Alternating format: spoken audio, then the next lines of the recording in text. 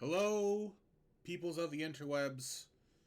I am once again Zarlin, and with the upcoming NNR Rarity Festival, I have been doing some tinkering, and I wanted to get this out on my usual upload day, which was Friday, but because of the ban list being released so late Thursday and still having a real job, we had to postpone it until I could do some testing. Now, I will not say that this is the best deck in the format because I know that is not true. The main problem with this format for this deck is that there are not a whole lot of good synchro monsters that are available at normal and rarity. But beyond that point, I was tinkering with this deck all last night, and I've come to a point where I think that it's pretty okay. And so I want to share it with all of you. So if you want to run it, you can use it for the festival as well. This is basically Rose Dragon's synchro pile. We're running a lot of level 3s with a few level 4s that are all supposed to turbo out a bunch of synchros. And honestly, the best monster we want to go for that we can consistently get to is Stardust Chronicle Spark Dragon. He takes a little bit of work to get to, but he can become untargetable, unaffected, and just all around cool guy. Other major things is we've got Charge Warrior here, who's great for getting more stuff into our hands so we can synchro out more. Psy-Frame Lord Zeta is a great synchro we can go into that can disrupt the enemy's plays. He's not as good as the other Psy-Frames, but I mean, nah. And then we've got a lot of other synchros that we can go into for different kinds of plays. But this deck is all about facilitating that. So, I know we've already talked a little about the extra deck because that's kind of like the main point of this. But let's go through the card by card. We've got Evil Thorn. Due to some of the effects of other stuff, we want plants in either the graveyard or on the field. Also, it's great for, modulating levels because they're 1-stars, so they can add on 1 extra star to things. Makes it a little easier to synchro stuff out. Unknown Synchron is mostly just a Garnet for Excel Synchron, although it can Cyber Dragon itself out if you happen to draw it. Red Resonator is one of our normal summons that we care about. It can normal summon any monster we get from our get in our hand, basically, and as a tuner. And also as level 2, which is the only level 2 tuner we've got in this pile. Can fill in some gaps where it might need them. Psychic Tracker is a very good extender. We've got a lot of level 3s, and most of them are tuners. So, into any level 6, which we get usually Stardust Charge Warrior, go off to the races.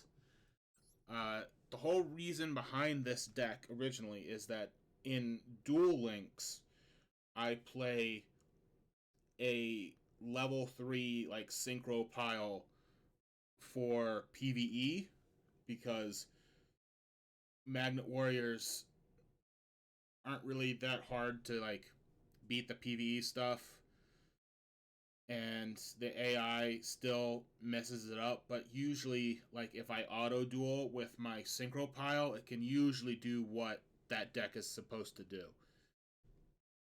But regardless, we get into the meat and potatoes of the deck with Red Rose Dragon.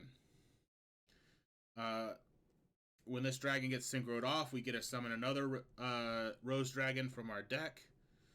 It's usually Roxy Rose, but we'll talk about that in a second. We got Rose Princess. This is basically terraforming or a Cyber Dragon tuner. Either or. If you're going first, most of the time we pitch it to grab our field spell. But if we're going second and our opponent has monsters on the field, we can special it and it becomes a tuner. Rose Girl is kind of weird. She's probably one of the first ones cut, if anything happens. But it's a plant tuner that has some really nice cases. If you activate Evil Thorn while Rose Girl's in the hand, she gets to special summon herself. Or if, say, you have Rose Girl in the hand and Carrot Weight Champ in the graveyard, you get to send the Rose Girl from the hand to grave to special the Carrot Champ, and then she gets to bring herself back from the grave to the hand because you have a plant on the field. And if you have not normaled yet, that's a free level 7. Rox Rose is usually what we grab when we sync off Red Rose. And when we do, we also get a search of anything that lists Black Rose Dragon.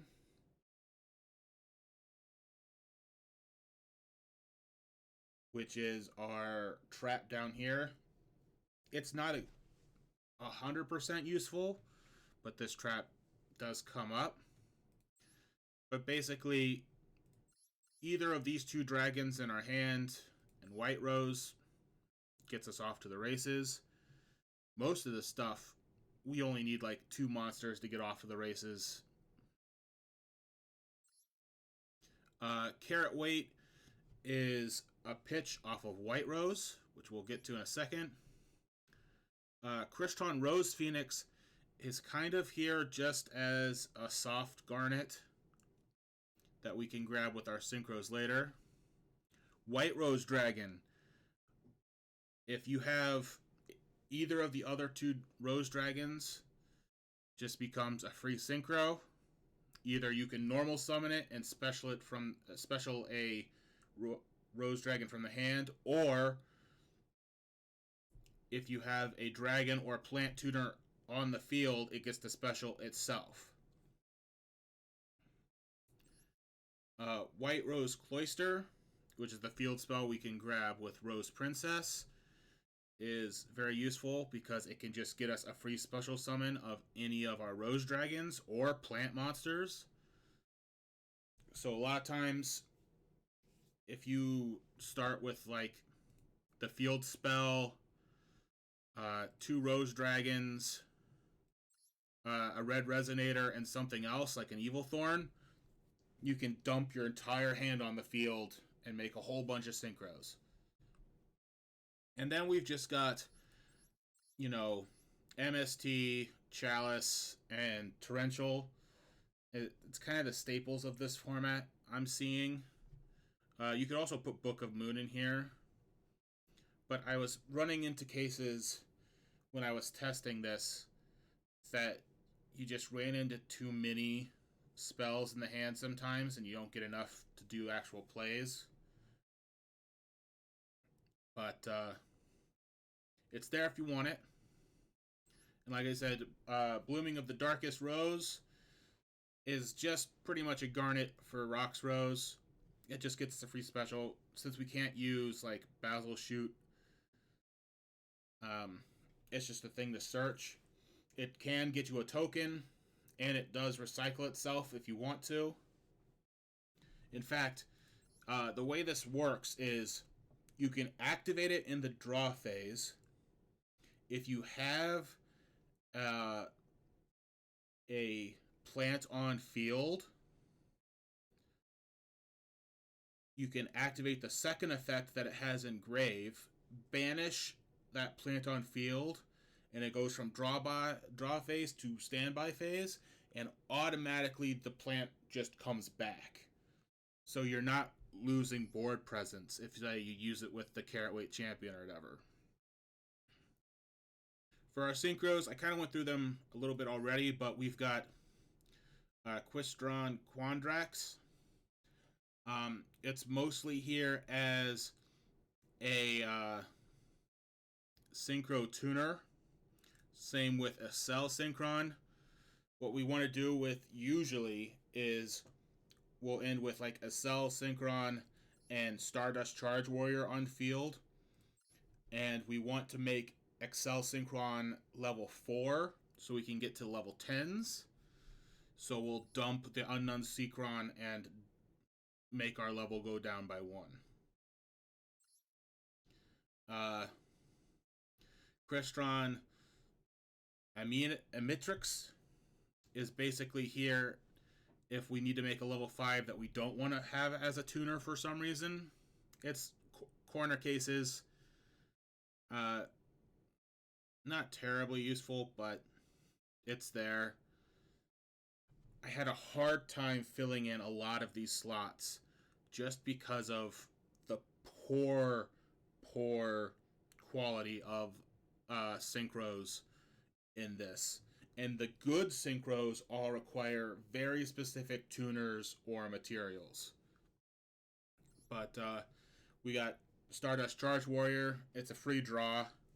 Get us into more stuff that we can do. I already talked a little bit about Zeta, but if your opponent has a problem card, no, they don't. Basically, Enlightened Paladin is just an 8. There are very few 8s that we can make consistently, and it's not good. It's just there because sometimes your numbers need to make an 8. Same with Gigantic Castle. Sometimes you want to make a 9. Now, besides that,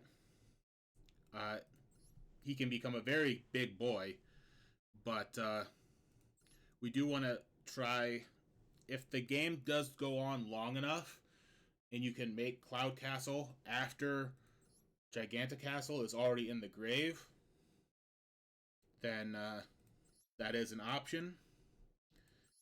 And like I said before, we want to make Stardust Chronicle Spark Dragon as kind of like a boss monster that just sits there that is very hard to out. He becomes unaffected by other things when you banish a synchro from the grave. Pretty gosh darn useful. All the testing I've done, if I can make this and it sticks on the field, which it usually does, it is very hard for the opponent to do anything about that in this limited format. Super Quantal, Mech Beast, and Bamboozling Gossip Shadow are here for the edge cases where you've got 2 level 3s that aren't tuners, and that's all you can make. Same for Evil Swarm Nightmare. It's there in case you happen to have 2 White Rose Dragons on the field when you don't have anything else to synchro them off for. I have had that case happen a couple of times, so he's there as a way to stop a special summon or 2. 9 Lives Cat is here in the edge cases where we actually get Cloud Castle to go off. It's not great, but I'd say it's probably a win more card, but just because of the odd numbers that we can fit in here, I think it's probably the best. Maybe a level 6 or 7 Xyz, sorry, rank, not level, would be better in these slots, but it's an option. Also, I know the level 6 Xyz are terrible. I haven't thought too much about level 7s, but we only have one level 7 to make right now. There are some level 6s that are okay-ish that we could put also in this slot, but because it's easier to go into level 6s, but there's not a lot of high power ones, unfortunately. We got Geonator Transverser. Is basically there to steal a card. Very easy. And basically, usually if you go into Transverser, you're almost always going into Berserker directly after. Like I said, this is a little held back by the power of the synchros that are available to us. But the testing that I have done so far has been okay. And hopefully, in the future, it will be better.